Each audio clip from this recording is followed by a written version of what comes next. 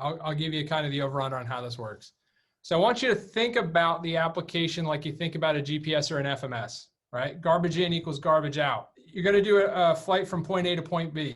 You load in every waypoint correctly except for one, right? So you 99 out of 100 waypoints you load in correctly, but you leave one out where the airway makes a 30-degree course change. You're going to get a pilot deviation out of it. Well, that's the same way the application works. And a lot of our clients have trouble on the application because they put the what are called qualifiers in there. So their flight time and their type ratings, that's easy. The application asks for that really, really clearly. But if you've done anything outside the cockpit, it's really hard to figure out how to get that information in there. And the biggest thing that differentiates you is your outside the cockpit stuff. So the first thing is we need to make sure every waypoint, just like we would on a flight plan, every waypoint's in that application. Those waypoints are just your different types of experience. The second thing is once you get all those waypoints popped out, now what you got to think about is, all right, same thing, point A to point B, 100 waypoints. One of them is a latitude and longitude waypoint. You load in all the digits exactly correctly, but misplace one decimal point. What's going to take the waypoint, throw it in the garbage? Turns out the application does the same thing. One minor difference. The FMS or GPS will throw that waypoint in the garbage and it'll tell you it's doing it. The application will throw that waypoint in the garbage and not tell you. So when we do these application reviews, we got to make sure, number one, all the waypoints are in there. That's why the interviews that we do on the LinkedIn profile and the interviews we do on the resume, can't tell you how many people go, oh, I don't want to brag about myself. I'll brag for you. I'll tell you what. So people, they take those things and they go, oh, there's no place, there's no question that goes, have you ever been featured on TV or in an article? They don't ask that. Right? But there's places to put that in there and we need to get that stuff in there. And then we need to make sure it's formatted properly. Once we get that done, you're baselined. What that means is the application is now scoring you accurately. You're not leaving any points off the table, but that's when you then turn to LinkedIn to connect to the recruiters, because guess what? When you're baselined, you're one of 4,000. But when you add in the networking, you're one of 100. We're intentionally with this networking course, we're not putting 100 people a month through this. It's like 20 max. And we're doing that intentionally.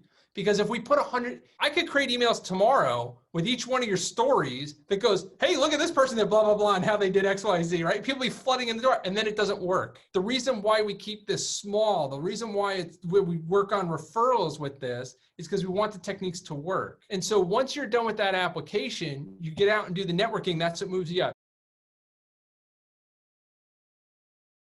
A lot of folks are getting interviews out of the blue, and they're calling us up. And they're like, I didn't think I was going to need the interview prep for another year. They're getting called up and it's literally, hey, you got to come in tomorrow. You got to come in 3 days from now. So we are trying to get people ahead of the game. For those of you that had your resume written by us, your resume was written and formatted specifically for the how to introduce yourself question. People struggle with 3 things on that. Number 1, they don't know how long it should be. Minimum 3 minutes, maximum 5 minutes. Number 2, 2 orders to introduce yourself. Be prepared to walk them through your resume top to bottom, present to past, or bottom to top, how you got your start in aviation. Be prepared to do it both ways. And then lastly, what do you talk about? 95% professional, 5% personal. Basically, everything we put on your resume was put there for a reason for this introduction question. And you're doing it from a 20,000 foot view. Remember, you're trying to give them a lot of information that's interesting so that they can ask you follow-up questions and it's a very natural conversation. You're not trying to give them the 45-minute book of me version. Tell me about a time stories. We recommend you start thinking about these 6 stories now. Time you had a conflict, your hero story, time you went above and beyond, time you had a customer service issue situation you were able to resolve, time you had one you couldn't resolve, time you had to stand up for safety, and a time you broke a rule, policy, and regulation. If you have these 6 stories prepared, there is no tell me about a time question they can ask you that you are not prepared for.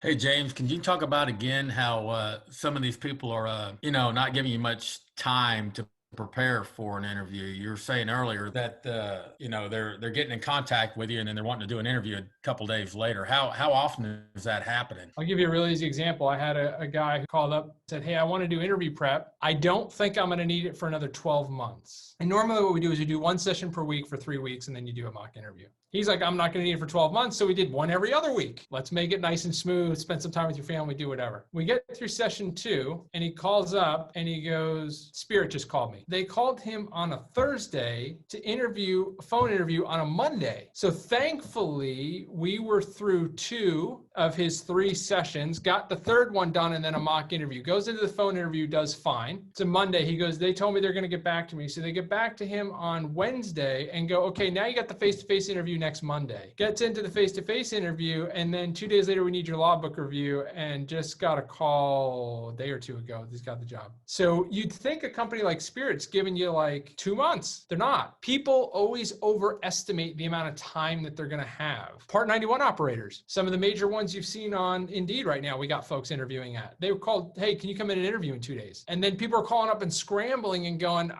I need prep. It doesn't affect us, right? We've got the staff. We'll provide the prep. We don't charge you any different, right? But it affects you because you don't get the same quality out of it because you don't have the time to practice. And we're not in the business of charging you money and not delivering on what we charge you for. I don't want to charge you interview prep and you not get the job. That sucks. It sucks for you and it sucks for us. The more time out you have to practice your introduction, especially with your FOs and your family, and every time you're in an FBO or terminal, you accidentally bump into new pilots to practice your introduction just to get practice, and you realize, oh, you figure all the kinks out.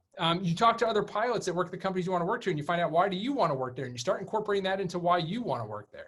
You're telling me about a time stories. Literally, I have guys call me up and they're like, dude, I was flying today and, I've got a better tell me about a time story now because they've done the interview prep and now they're like in the mindset of like, when you've been flying, you can see the NTSB report being written while you're doing that. Well, this is kind of the opposite of that. You can hear the tell me about a time story, coming together, and they're literally scribbling notes down.